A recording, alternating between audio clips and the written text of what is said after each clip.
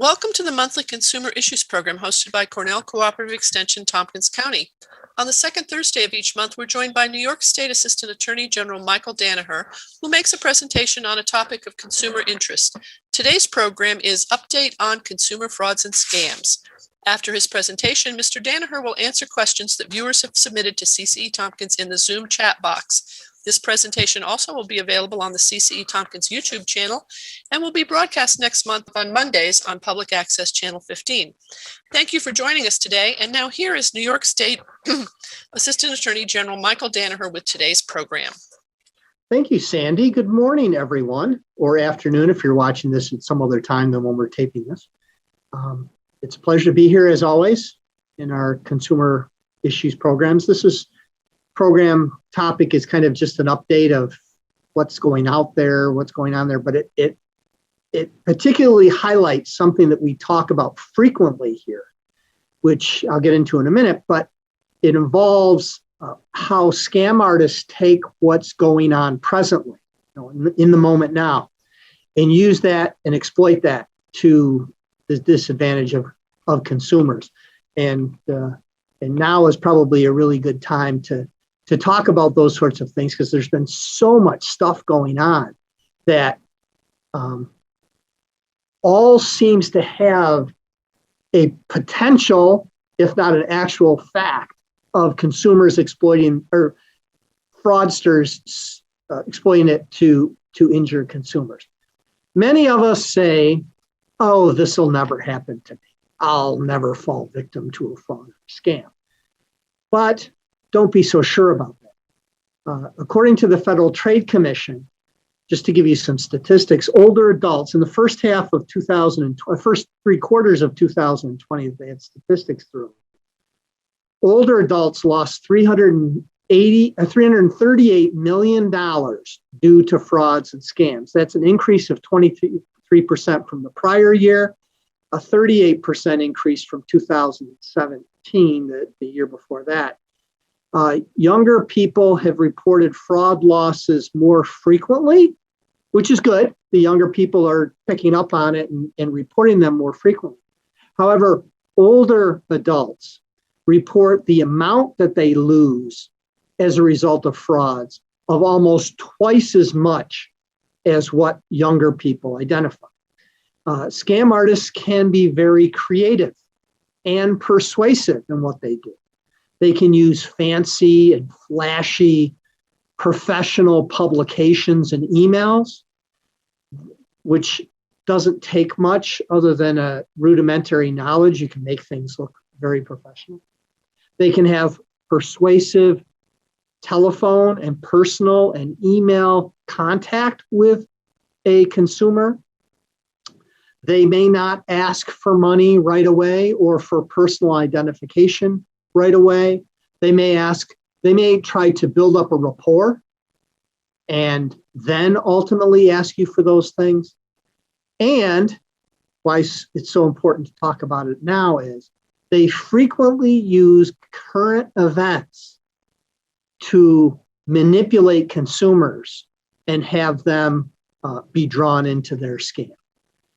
And I'd throw it out there as a rhetorical question, and those of you who are watching, what is the primary type of consumer event that has occurred recently that is in the forefront of all our minds?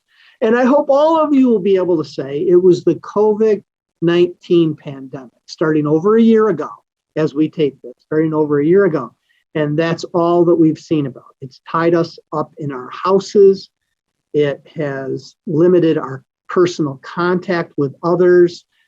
People who would never have thought about engaging in online video communication, that's how they're surviving now. That's how we're surviving now. That's how we're communicating here today through Zoom. And there's all different types of platforms. There's Zoom, and there's WebEx, and there's Microsoft Teams. I personally am using all of them to engage in my meetings. Court appearances for us are all not exclusively remote now. There are personal trial. There's jury trials now that are going on. in our areas on a more limited basis, but there are occurring. Personal court appearances are becoming more frequent, but not as frequent as they used to be. We used to always do court appearances. There's been some great to that, and there's been some downside to that. I would say that from my personal perspective, the great side of that is that sometimes there are court appearances for us that are court conferences, which were only 15 minutes, 20 minutes. And from the Attorney General's office perspective, the Binghamton Regional Office, our territory is vast geographically. I've mentioned it before. The Binghamton Regional Office, we go as far west as Chemung County, as far east as Delaware County. On our non-affirmative cases, where we're the plaintiff, cases where we do defense work for the state, it's even broader. We go as far east as Schoharie County, where on the affirmative side, the consumer fraud side, we go as far east as Delaware County, Otsego County, Schuyler County to the west of where we're at. So it really is a huge geographic area. So for court conferences that are 15 or 20 minutes long, we might have to travel from a radius from Binghamton. It's about an hour and a half radius to different places, east, west, and north. And, to save the time of an hour and a half travel each way, which is 3-hour travel time for a 20-minute court conference, doing that by video is fantastic. But you lose something at times in the in-person contact, and I think all of us are feeling that. From a personal example, I saw my 1.5-year-old granddaughter for the first time since she was a week old this past week. They came to town. We've only been engaging on video, which I say, what if we didn't have that? This is only a recent phenomenon. People have really jumped to get that going, so that we can have at least a face-to-face communication through a video. That's been afforded the opportunity. With this COVID, we were forced into it. But now scam artists are exploiting all of these things to their benefit, to our detriment. So COVID-19 was just a huge thing. You think, okay, COVID-19, we have people dying in vast numbers as a result of the disease.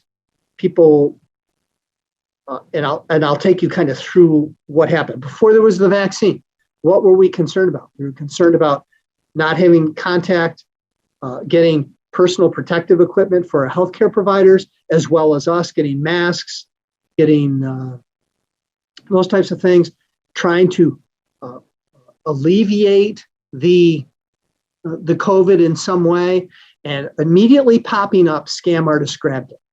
All of a sudden, we saw all kinds of scams regarding personal protective equipment.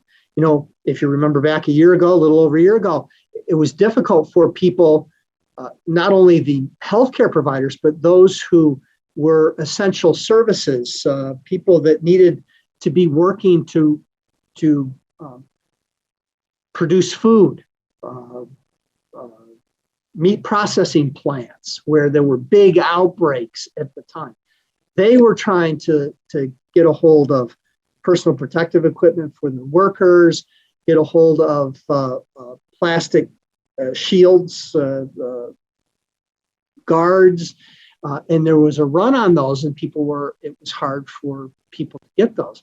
So the scam artists grabbed those sorts of things, and N95 masks were the big thing, the medical grade masks. And there were all kinds of scams online of people scam artists offering this type of personal protection equipment.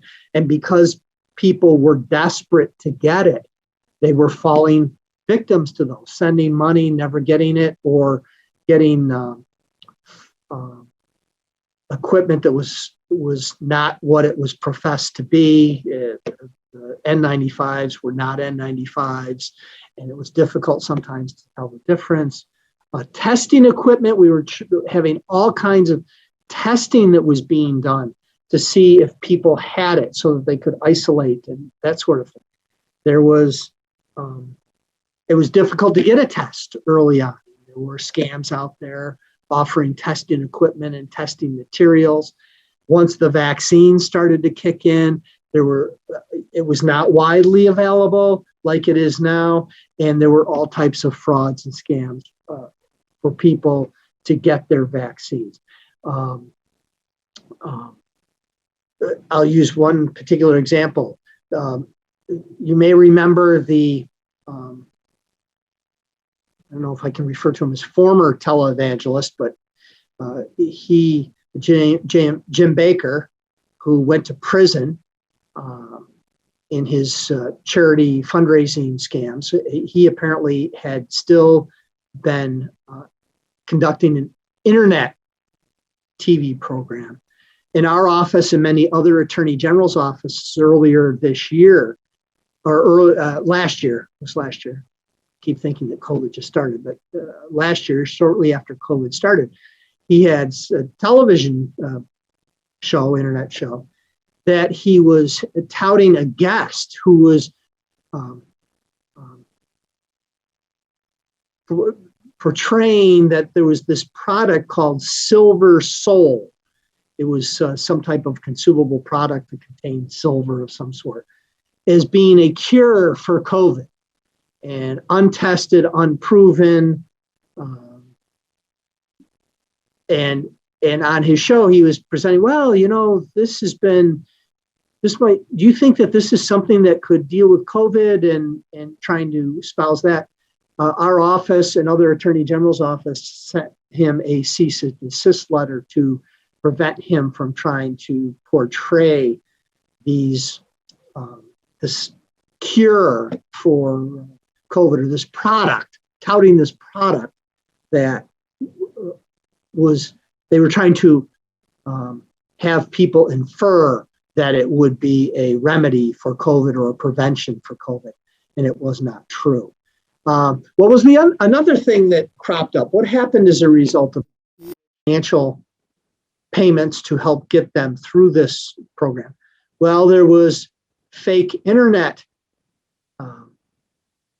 solicitations for the American Rescue Plan, where financial relief in the rescue plan, or help you sign up for it. The same thing with the stimulus payments through the Department of Labor, that people were receiving regular unemployment as well as enhanced benefits. And there were scams out there that were indicating that they could assist you, and it could be any number of functions in assisting you. One, it could be they could be ripping you off by saying, well, if you pay a fee, you'll be assisted, which there should be no fee in collecting. Second of all, they could portray themselves as being the provider of those assistance benefits. And in that case, what they frequently wanted to do was get your personal information and then commit identity theft. I can't tell you the number of calls that our office received on our consumer hotline on people who were receiving notice that they had qualified for unemployment benefits when they had never even applied.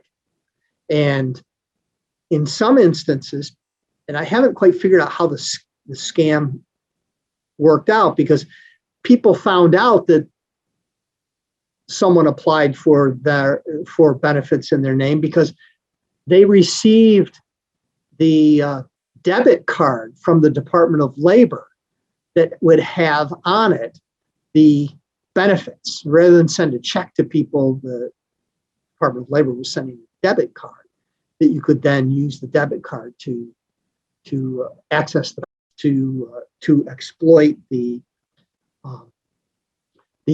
pandemic financial relief. In fact, our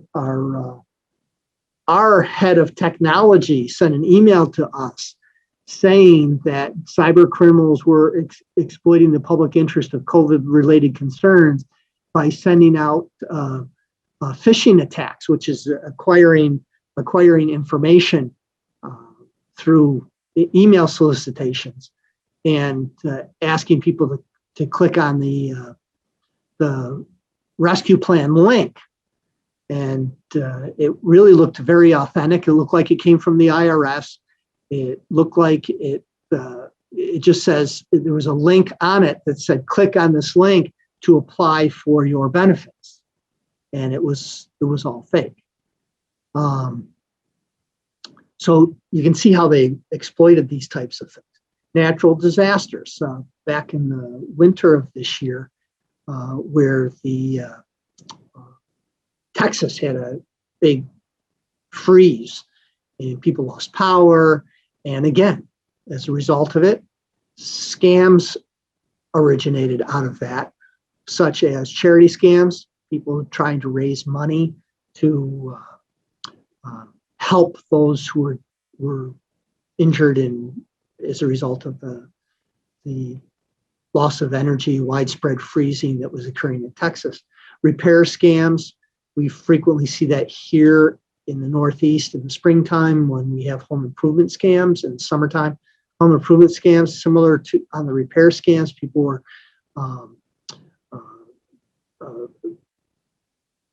using scams to inflate prices of equipment like generators and that sort of thing to send down, or getting people to pay deposits so that they could have their house fixed as a result of the not having power and then never showing up. FEMA scams. FEMA stepped in, Federal Emergency Management Agency. It was declared a disaster area, and so there were FEMA scams. People posing as FEMA were sending out emails to get people to sign up for FEMA benefits when, again, it was scam. It's the same thing that we had happen with Hurricane Sandy. When that hit, there were all types of, several years ago, that there were all types of things. As we speak here today, we had a big storm come through, severe storm that came through last evening. And I know my house still doesn't have power, and our huge swaths of neighborhoods in the southern tier don't have power. Thousands of people are without power, down trees, down power lines. And people always have to be aware when something like that happens, there's the potential for a scam to originate. Use another thing that cropped up. I'm going to refer to it as a phenomenon, not a scam, because in its foundation, it wasn't necessarily a scam. And that was, all of us read in the newspaper, saw stories about all these people who were making money on what is referred to as meme stocks. The big one was GameStop, which is a retail video game store that are throughout our area, throughout the nation, and retail operations have taken a hit with the internet age.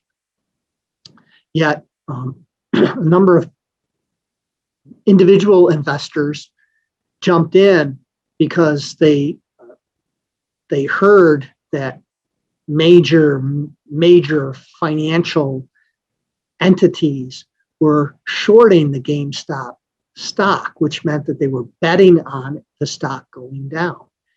And if the stock went up, they would lose big time.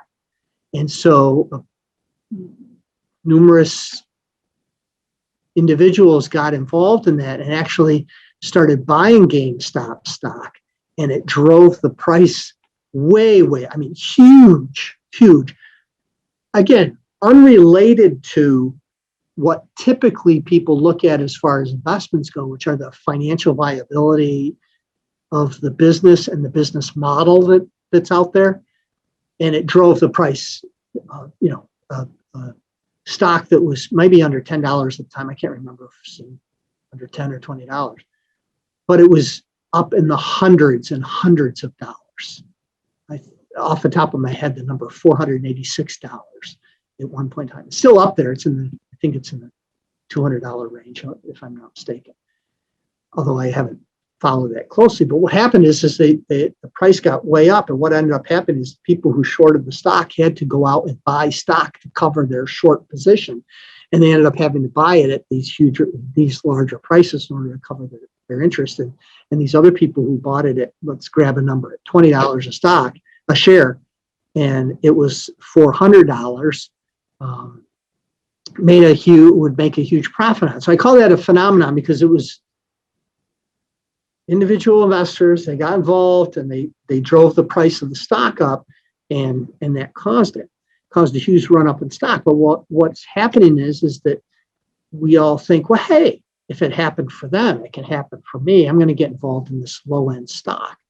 And just for a warning, that was typically a way that scam artists would use and it was a scheme. It was called pump and dump, which is they would get people to buy this low value stock, penny stocks, $1 a piece or something, to get enough people to buy it, which by market forces would drive the price up.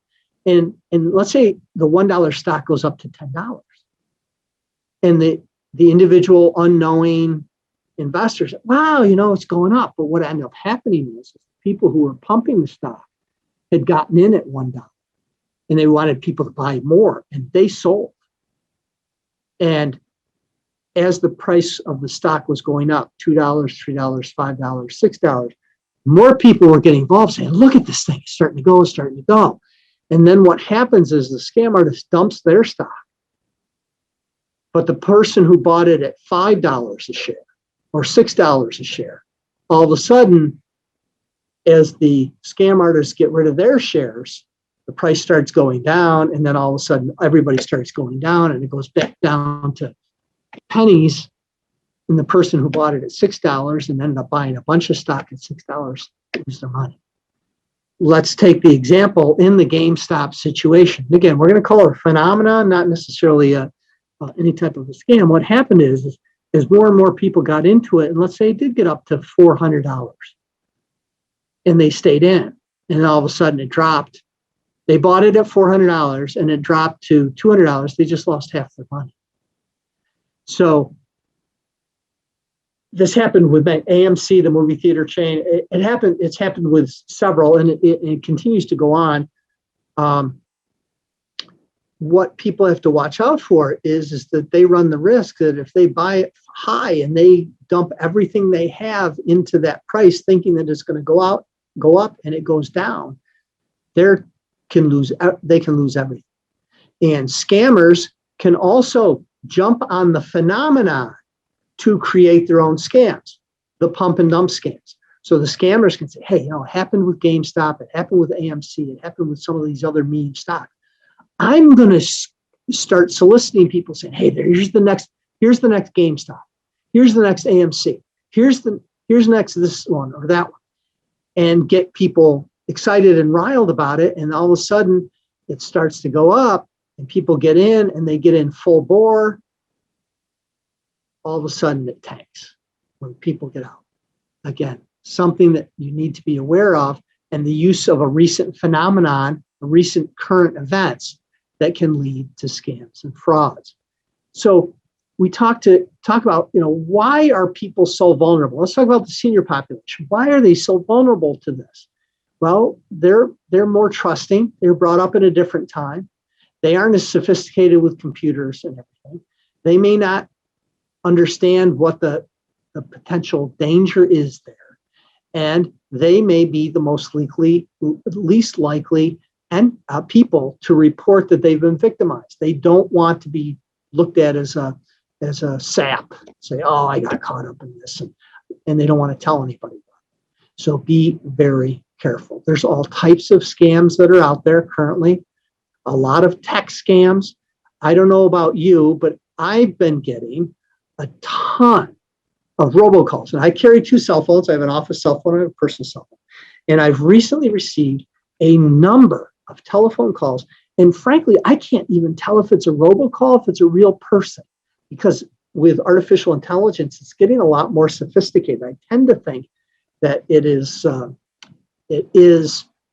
a artificial intelligent robocall, but they call them, they say it's for a car warranty. And rather than say what they used to a year ago, saying, your car warranty, we've got notice that your car warranty is expiring. And so we've got this great warranty, and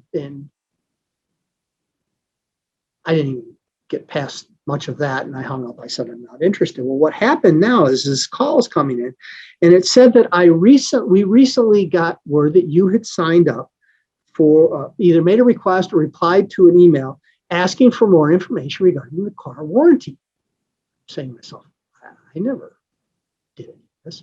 And what I said is, no, I didn't. Either the live person or the artificial intelligence picked up on that. And they said, well, it must have actually been someone from your family or someone that you know that brought that up. But we've got this great program, and it goes on and on. And I'm saying, nobody in my family done this sort of thing. And how would they know that they're in my family? So all of a sudden, it's this attempt to get me to sign up for a warranty. And it's come repeatedly. I say, no, I'm not interested. Take me off your list. And then I'll get another one. And it's happening on both cell phones, and it's happening repeatedly. We're also seeing the recent phenomenon of cyber attacks in the tech area.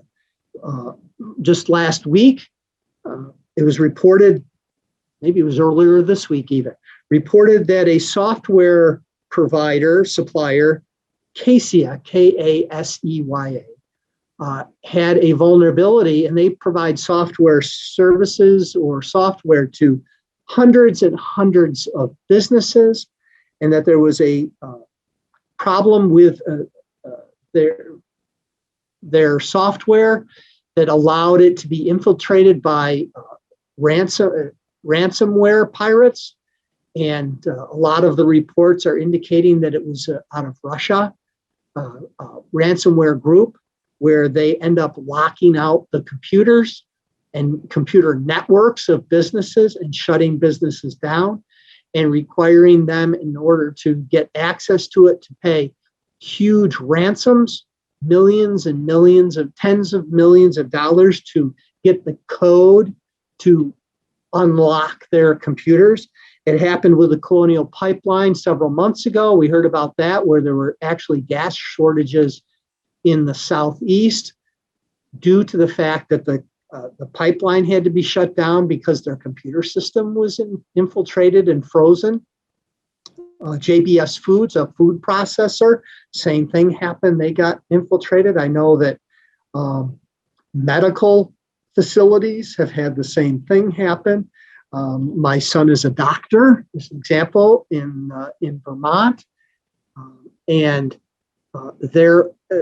I remember after or around the time that it happened and nobody knew what was happening, we were on the phone with him and he mentioned something about, we don't have access to our computers to where we can look up medical reports and medical testing. He's an orthopedic surgeon, so they can have MRIs and X-rays digitally, so he can actually look at those on his computer, and they didn't have any access to it. And I said something to my wife. I said, I wonder if their computer system got hacked. And sure enough, a few days later, it came out that in the northern part of New York State and the western part of Vermont, which have some integrated medical providers, had ransomware attacks, and their computers got frozen. And it took several weeks to get that straightened out. I don't know how. I don't know if a ransom was paid or if they had to re-image all of the computers and things like that. So people need to be very careful in the use of their computers. Don't open or click on emails that you don't know that you're expecting. Don't click on links that are located within an email that you received, because that could open the door for some scam artist to have access to your computer. So be very careful. Keep your spyware, malware up to date. If your software provider has updates, like Microsoft, for Microsoft products, they might have updates that get sent out. Make sure to update your computer and keep the latest software and updates to your computer operating system up to date to protect you from those infiltrations. What I suggest that you do is that you frequently change passwords, especially if you're accessing your financial records or personal information online. Make sure that you change your passwords periodically so that somebody who may get their hands on those cannot get access to your bank accounts, financial accounts that you have. Be careful with your online shopping because there's scams associated with that. Be careful with the use of social media, Facebook, Twitter, those sorts of internet access or social media access. Be careful about what you post. Don't give out personal information to someone. It could lead to a scam. Identity theft is the number one financial fraud that is occurring now and continue in the future. It's the fraudulent acquisition of your personal information, social security numbers, name, address, telephone numbers, credit card numbers, bank account numbers, your driver's license number. Not so obvious types of things are your first pet's name, your favorite car, your mother's maiden name. An answer to any of those web security questions that we will frequently see is all personal information to you, and do not disclose it to someone that you do not know. It's usually identity theft is usually done for financial gain, applying for credit in your name, like that, what we talked about earlier. People were having unemployment claims made in their name. They may try to invade your bank accounts or make unauthorized purchases with credit cards or debit cards.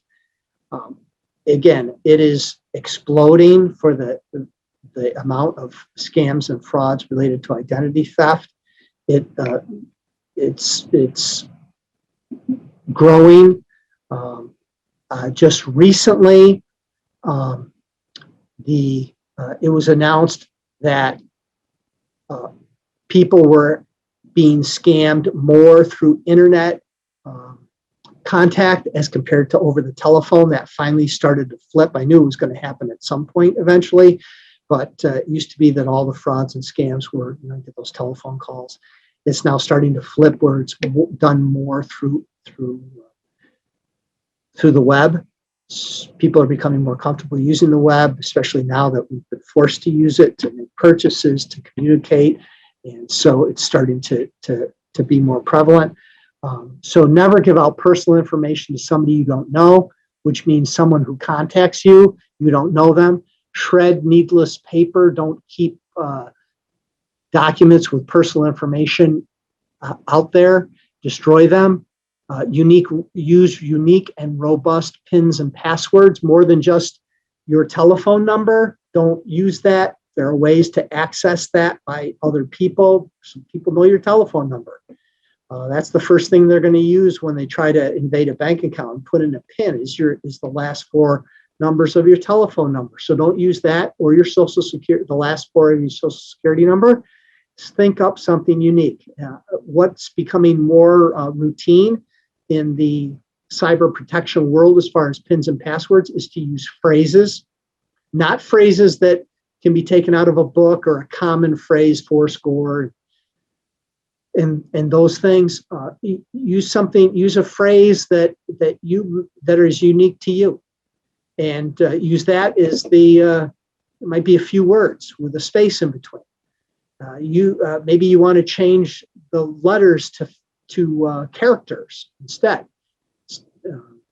Use the number 1 instead of a letter L.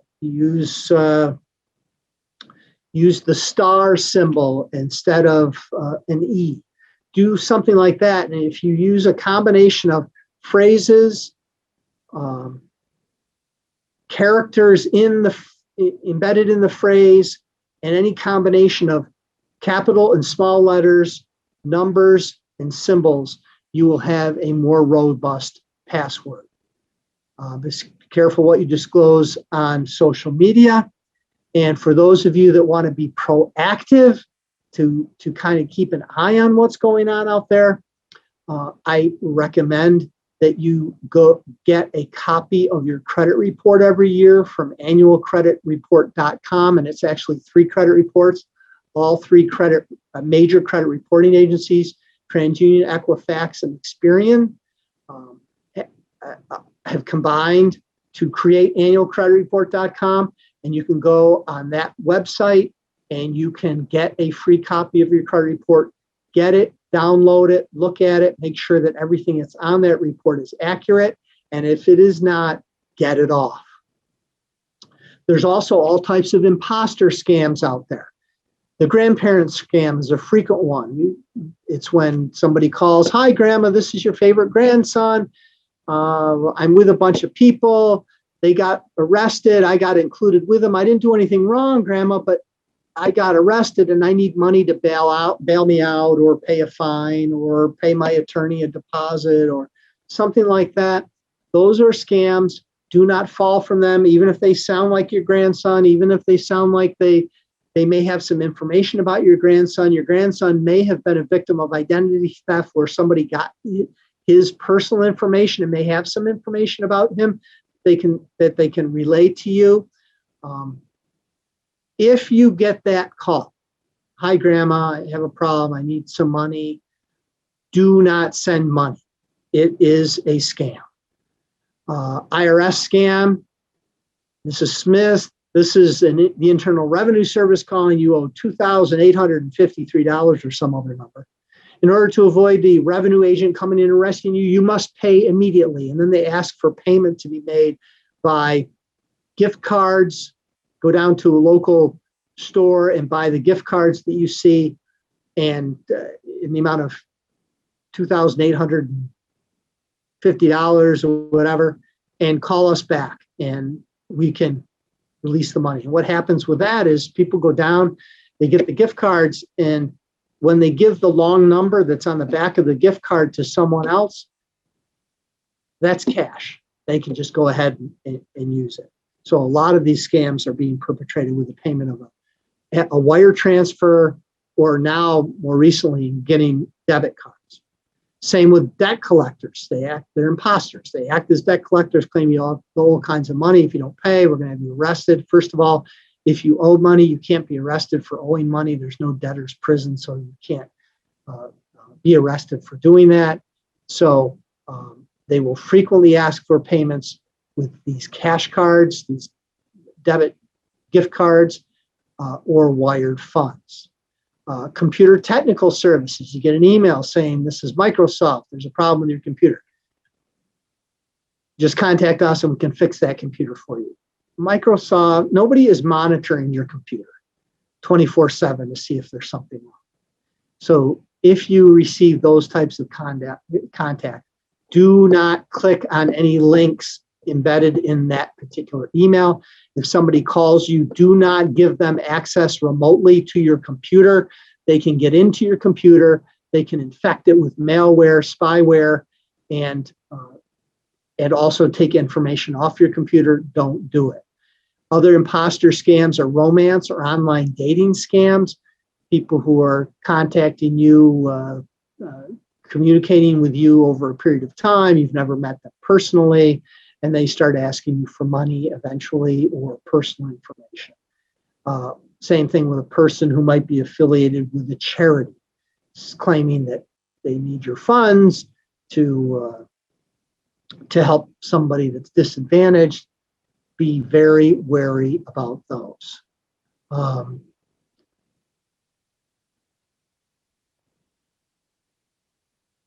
Other types of scams, secret shoppers, where they ask you to go out and do secret shopping at a retail store and report back to them because they're doing a survey on how easy it was to buy the item in the store, how courteous were the sales staff, those sorts of things. Those again are all scams. They're asking you, they're asking you to go in, usually to buy gift cards or something. Go and buy X number of dollars worth of gift cards, see how the display is, see how the people are, see how the checkout process was. And then when you get the gift cards, we'll pay you for obtaining those gift cards. We'll refund you the money you spent to get the gift cards, and then we'll pay you for the work that you did. Again, all a scam. Home improvement scams. Again, we have a whole session. We talk about that. Just don't be relying on somebody going door to door to do your home improvement work. Look up, be a good consumer, look up the reputable contractors in the area, and choose one. Work at home scams, same thing as secret shopper. Work at home. Hey, you can do this at home, and it might be doing stuff on the internet. And again, using current events, a lot of us have been working remotely, at least partially, if not fully. And we think of, hey, everybody's working at home now, but be very careful about engaging with someone who's contacted you, offering you a job. You haven't met the people. They don't have a brick and mortar store or business operation. Be very, very careful about those sorts of things. To protect yourself. One, if it sounds too good to be true, it is. It just, you don't get something for nothing. And so you need to be very wary about that. Give yourself time to make a rational decision. Talk to somebody about it. Someone you trust. Talk to them. Say, hey, look, I got this solicitation over email, or somebody called me on the phone. It sounds very interesting, a possibility. Talk to somebody about it. Get a unvarnished opinion as to whether or not that is legitimate. Never send money to receive money. Never send out money for the purpose of them sending you back money. Happens in sweepstakes scams where, hey, congratulations, you won. Send us X number of dollars for insurance or processing fees or whatever. And then we'll send you your wins. Never send money to receive. Review all your credit card and bank statements when they come in so that you can check and make sure there's nothing on there that you are not expecting, that you did not order or purchase. Those types of things are not going to go away. If you say, well, it's just a $10 charge on my credit card and I don't really remember if I bought it or not, I'll let it go. Well, that can just be the start of more and more charges. If you don't remember that charge, call the credit card company and find out what it is. They can do research to find out what it was that you purchased. I've done it numerous times. And in most instances, it was something I purchased and we just didn't have any recollection of. But they verified that it was legitimate. I've had others where it has been fraudulent charges, and I had those removed. And then most importantly, look out for your friends and family. Look out and see if anybody might be getting caught up in something like this, an investment scam, that pump and dump scheme. Keep an eye out and see if something's going on. Try to warn people so that it won't happen. Please tell somebody immediately, whether it's family, law enforcement personnel, or if it involves a bank account, the bank personnel. The problem is not going away. You could be helping somebody else and to help resolve it. So that's kind of the update of what's going on out there, a general overview of what the scams and frauds are. If are there any questions out there, I'd be glad to answer them. Otherwise, I encourage you all to join us at some point in time in the future, or you can contact my office, the New York State Attorney General's office, the Binghamton Regional office. If you have any questions, issues related to any consumer topic, we'd be glad to. We have staff that could be glad to assist you and try to direct you in the right way. So I'll hand it back to Sandy, and hope all have a good day. Thanks, Mike, and thanks to those who joined us today for this presentation. I don't see any questions in the chat today, so we'll close the program. Mr. Danaher will be back with us on Thursday, August 12th at 11 a.m. with a presentation on avoiding and resolving problems with car purchases and repairs. You can find the Zoom link on the event listing on our website at ccetompkins.org/events. Thanks, everyone, and have a good day.